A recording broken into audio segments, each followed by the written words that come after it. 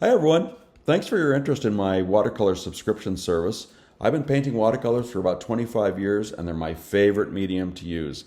They have a mind of their own and I love their richness and their bright colors. In this lesson, I'll be showing you how to paint this fall leaf. It's a fairly simple painting to do, but it shows you probably the three key techniques to painting watercolors. Working wet into wet paint into wet paper, working wet into dry, wet paint into dry paper, and then the key technique, painting negatively behind objects to bring them forward. So learning how to go dark enough with your colors to bring this leaf shape forward. It'd be a great watercolor to learn from. I use a real simple palette, and you'll learn, again, three crucial techniques while you paint this. Have a great time, have lots of fun with it, try it several different times using different colors if you like, and I can't wait to see what you come up with. Welcome to the exciting world of watercolors. They're a very fun medium to work with.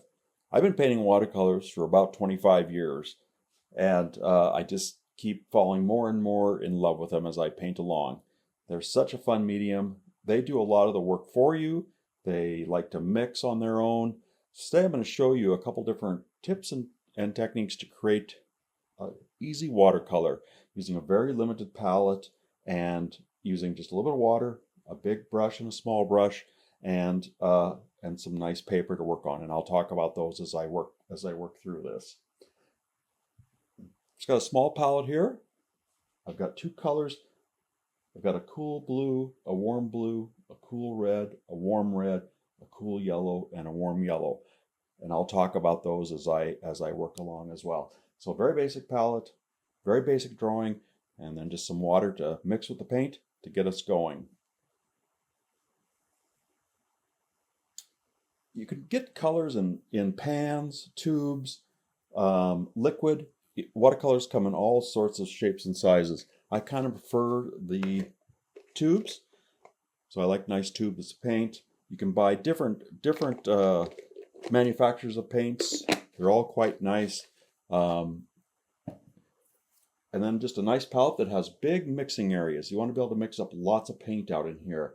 And I'm just going to be mixing kind of one blue and one red at a time. So I have these big pockets that I can use to mix my paint in.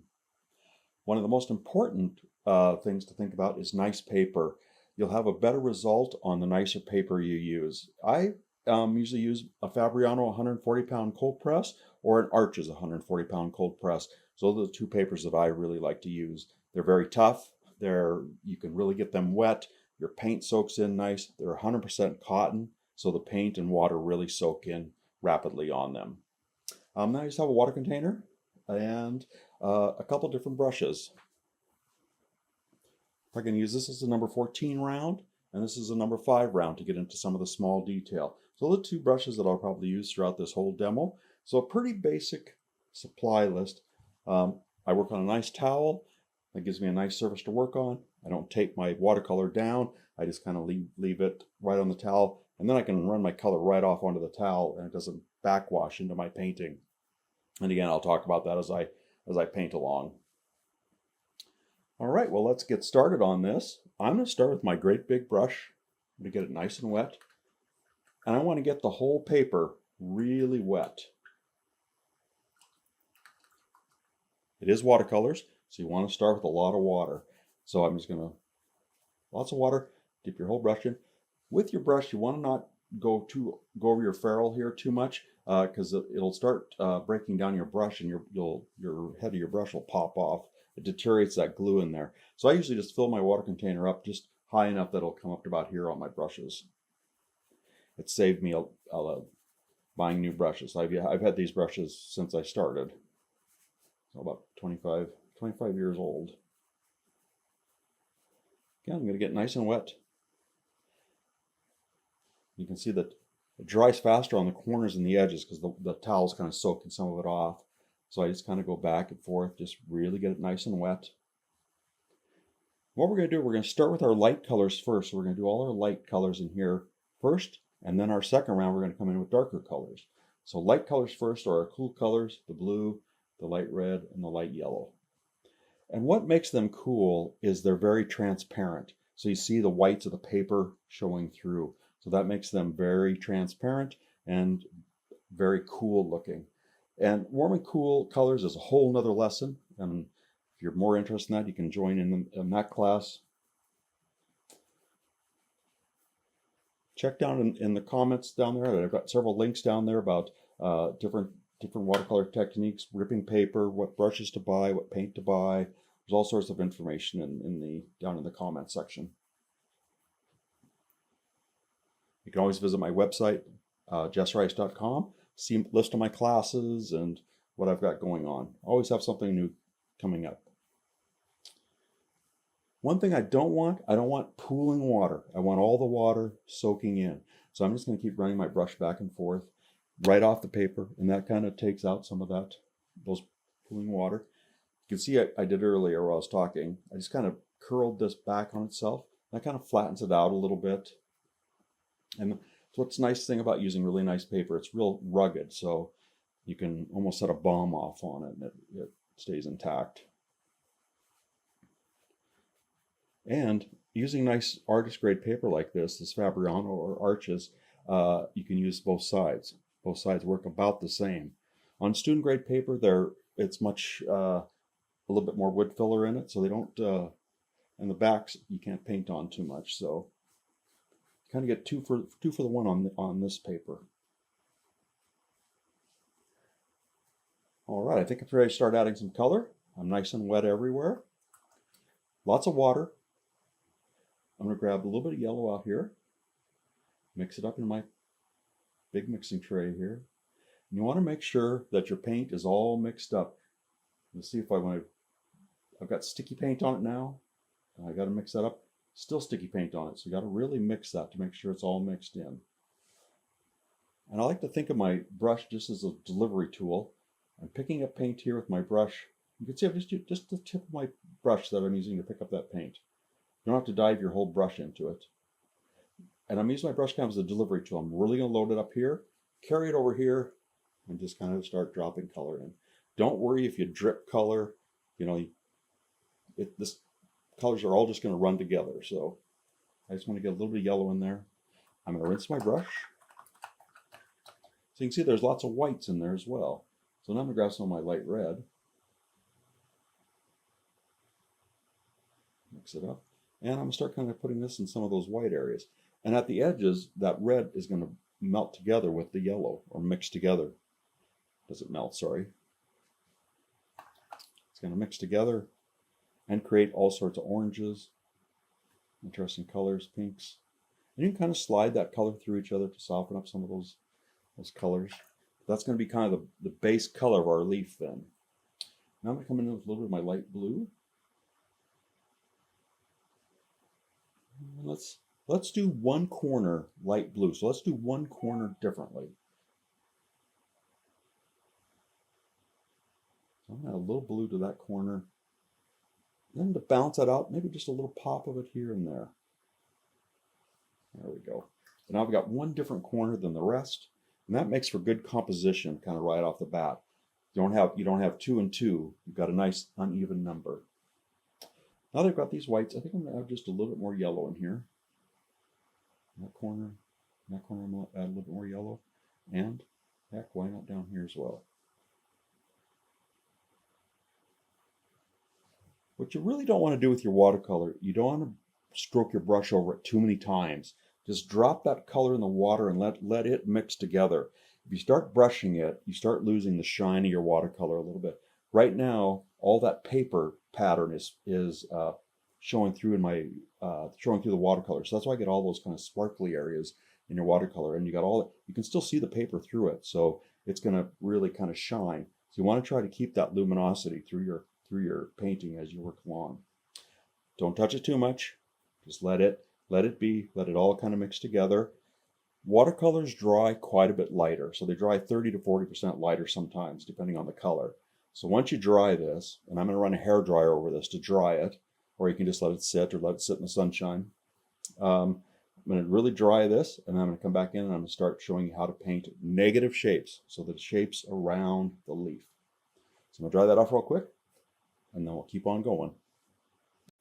All right, I'm all dried off. You can see my paper kind of curls on itself when you dry it off. And here I just kind of roll it back on itself, just flatten it out a little bit. Make sure it's all warm. There's no cool areas really. Oh, I've got a cool area right here in this corner and right there. I'm just going to dry those real quick.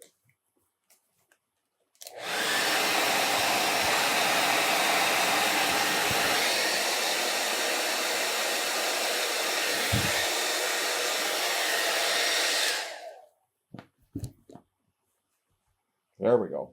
You want that fairly dry and fairly hardened off. You want this paint layer to stay in place as we add our next layer in. So I don't want to have any, I don't want any paint mixing really, because I've got this beautiful paint and all the different patterns and things in here and all the different mixing together. I don't want to lose that. So I want this completely dry so it's kind of hardened off. And that gives me a nice surface to paint on. All right. Now, I want to talk a little bit about negative shapes. I think being able to paint negative shapes is probably the key technique in watercolors. And in any painting process really, but really in watercolors is a great way to learn it because I think it's a little bit easier than in watercolors, and I think it's a little bit more effective in watercolors. So I like to show negative painting because like I said, it's a very important technique. And what the negative shapes are, so we have the leaf shape. Anything around here that's not leaf is our negative shapes. So I've tried, with my drawing, what I've done is run these off the page like this, so it creates a small negative shape, a smaller negative shape, a smaller negative shape, rather than haloing all the way around it and painting negative. My leaf was real small in here. I would just paint all around it, and then you just kind of have this leaf sitting in the middle of it all. Whereas you kind of plan it to run off the edges like this. That's why I just chose one leaf to do that. You can really see it on this one. And then I've created really smaller negative shapes. 1, 2, 3. As I paint those, it'll be real clear why I'm doing that. It'll really bring my leaf forward.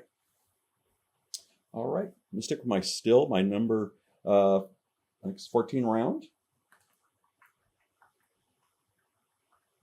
Nice and clean, lots of water. We're going in with a little bit darker water, so I don't need to change my water quite yet. And I think what I'd like to do back here, I'm going to use all my colors again, but I'm going to start with a darker red. And that first wash was wet paper with very wet paint, working wet into wet. This time we've dried our paper off. We've got really wet paint, so we're working wet onto dry. Quite a bit of water, lots of pigment.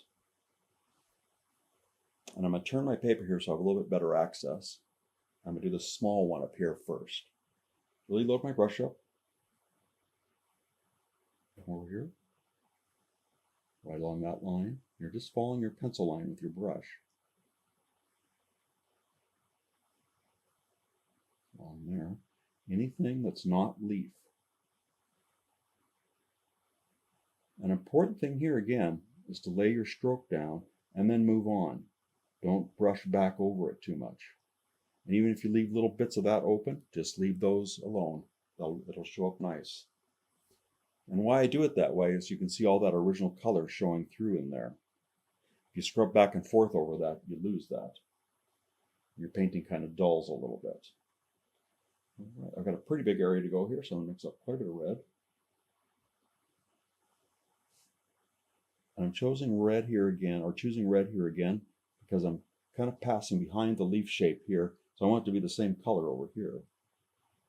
When I get up to here, I'm going to rinse all that off, and I'm just going to pull it with some clear water, just to soften that up a little bit. Make that transition so it's not such a hard line there. And I think I'm going to grab a little bit of my darker yellow. It's kind of a goldish color. Make sure it's really mixed up. It's real sticky, so you want to make sure it's nicely mixed up. Go over my background. Again, if you leave some of that light or that original color showing through, that's kind of works in your favor. I'm going to rinse my brush, pull some of this paint around a little bit.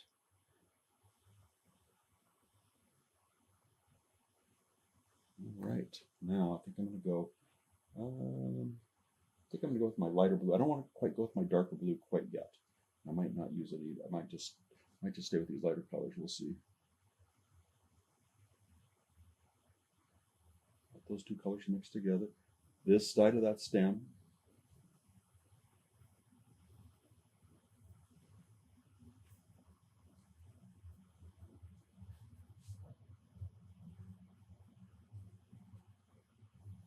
So I want to make it look like this passes behind the stem, so I'm putting blue right next to that.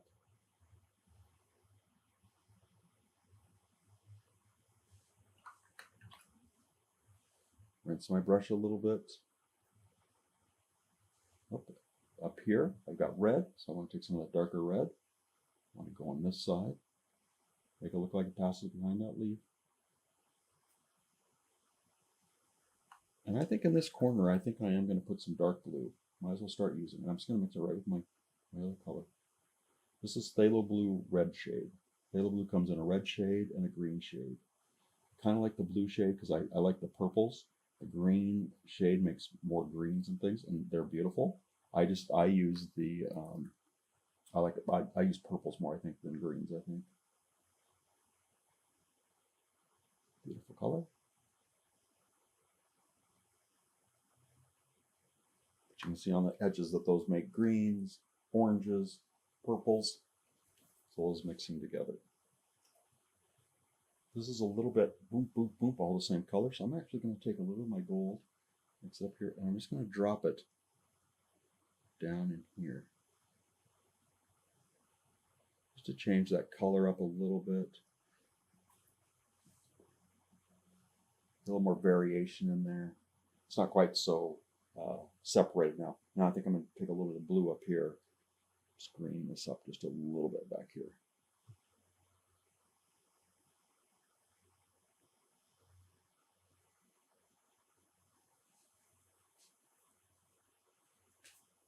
Yeah, and I think I'll take a little bit of that dark blue. I'm liking that what's happening there. I can just take a little bit of that dark blue. Rinse my brush and just kind of pull that around a little bit. Not mixing it too much. Just kind of go back over it while it's still pretty wet.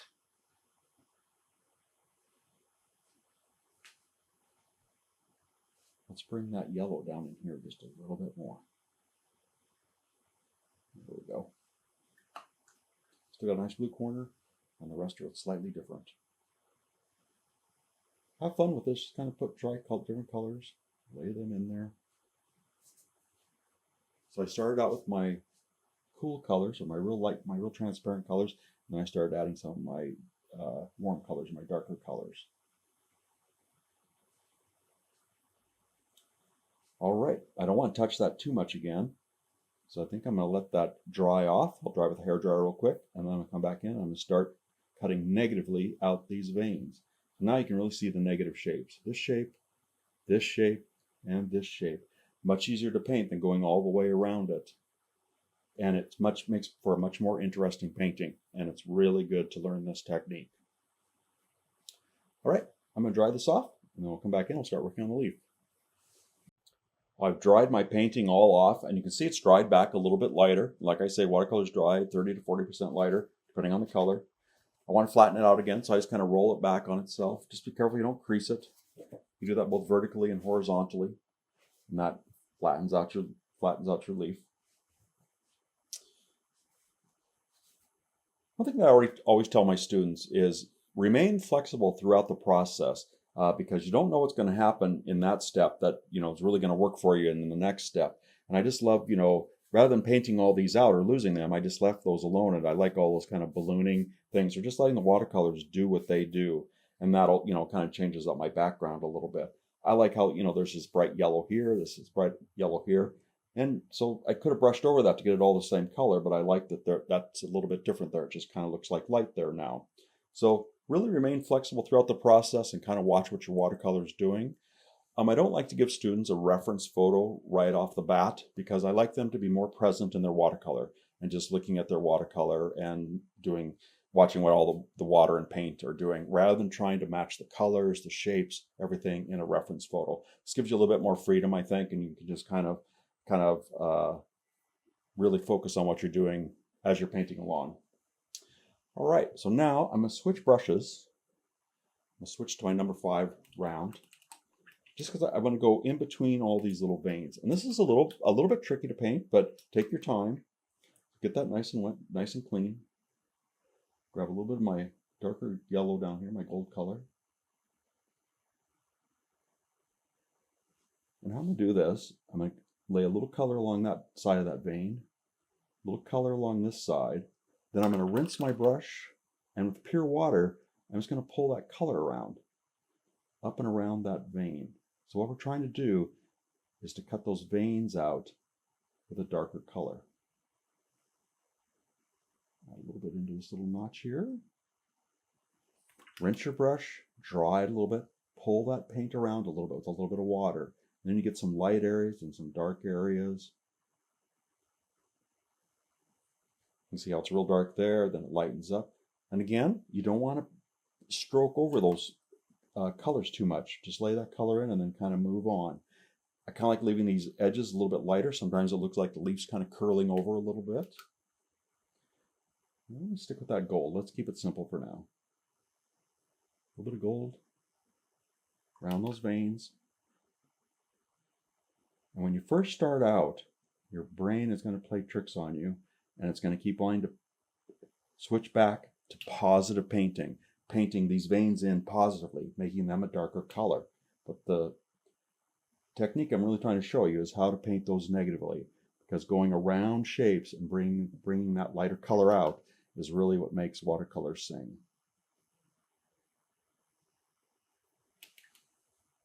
So you can see how I'm just kind of going around those veins.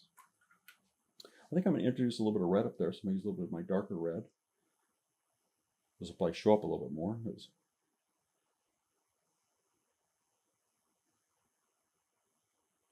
I lay a little color down, rinse my brush, and I pull that color around, going around those veins. If you miss, don't worry about it. Pull that red over here, a little bit darker. Lay a little color down, rinse your brush, and then you pull that color around to even it out, pull it into the right areas. Cut out those veins again with that paint you're pulling around. And I make these veins a little bit thicker than they probably should be, but just so you can really see them. You can always make them a little bit thinner if you want to. Rinse your brush, pull that around with a little bit of water.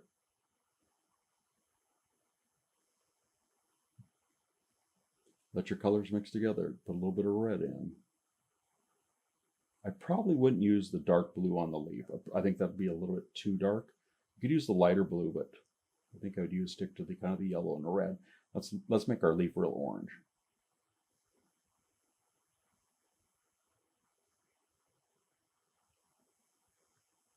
Now my red's getting richer. Both sides of that vein, you can see how I'm painting along both sides of that vein. And then I paint right up next to it, and then soften up the line out here. There needs to be a little bit of gold right in there, so you can really see that. Here too. There we go. Look how those look now. Take your time. Let these colors bleed together. They're going to do all sorts of things for you. Get in, lay your color down. Wouldn't stroke back and forth too many times over things. Oops. Got a little water drop there. I'm just going to kind of make it so it's not quite so circular or even. I'm just going to soften that up a little bit. All right. Well, we've got that area kind of done. Need a little bit more in here. There we go. Now we just need more down here. But our leaf's starting to come out. Really nice color. Let me show you a little trick here. I'm going to take a little bit of my red. I'm going to do this one darker down here with a little bit of red. See that nice dark color? So I laid a little dark color down, that red down.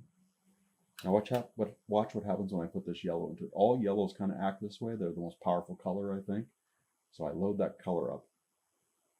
And look how it pushes into that red. So yellow always pushes another color away. I have to kind of remember that sometimes. But I use that to my advantage a lot. I'll lay a darker color down first and then come back in with a yellow, and that yellow really kind of pushes in nicely. It makes interesting patterns. Like I said, on these edges, I'm kind of leaving that lighter color. I'm not painting over that. And that just looks like, part of the leaf kind of folded over a little bit. All right, one last little step. I think I'm going to take a little bit of that gold color. Little brush. Get practiced at long strokes, doing long strokes with your brush. Not dab, dab, dab, dab. Let's do a nice long stroke on here. Little brush. Much pressure on to make sure I got fitting in there. A little less pressure because it goes a little smaller. A little more pressure, bigger, long stroke all the way off. Get used to those long strokes. That'll really make your watercolors pop a little bit more. I think I need a little bit more red in here. So again, really just be present in your watercolor and look. You see something you want to change? Well, change it up.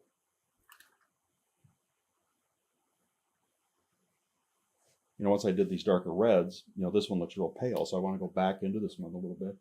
So I think I'm going to lay a little bit of red down. Darker red.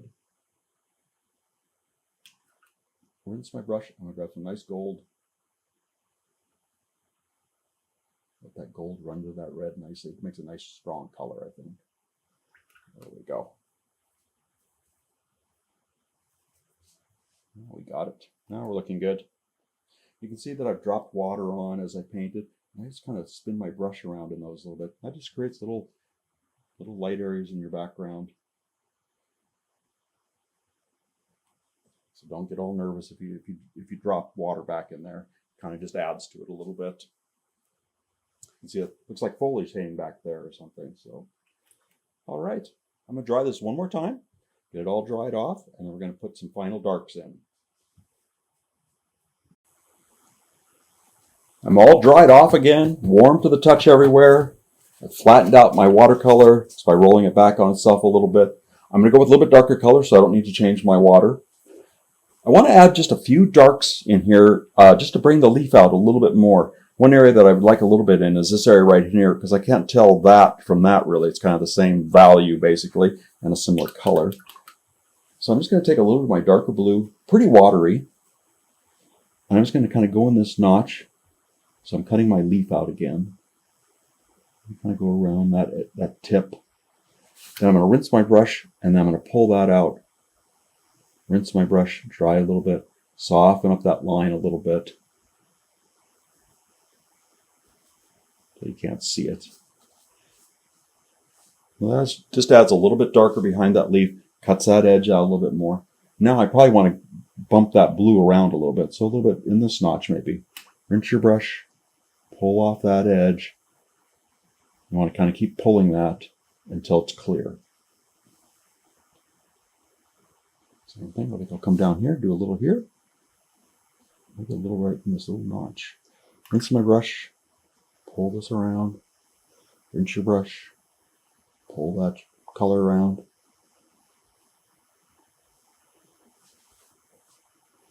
Now that I've got that there, I think I need a little bit over here just to even that out a little bit. Yep. Rinse my brush. Pull that out. It's getting a little bit darker in a few areas. You see that just brings your leaf out just a little bit more. Don't have to do too much of it. Just a little bit of getting that extra dark on there really helps. Now, do I want to do any more darks in here? I think I'm going to go just a little bit of red. Maybe just a little bit of blue. Just to darken it up just a little bit. And some of these notches, just a little bit darker color. Rinse my brush. Pull that up a little bit. Just little teeny darks. Rinse my brush. Pull that up.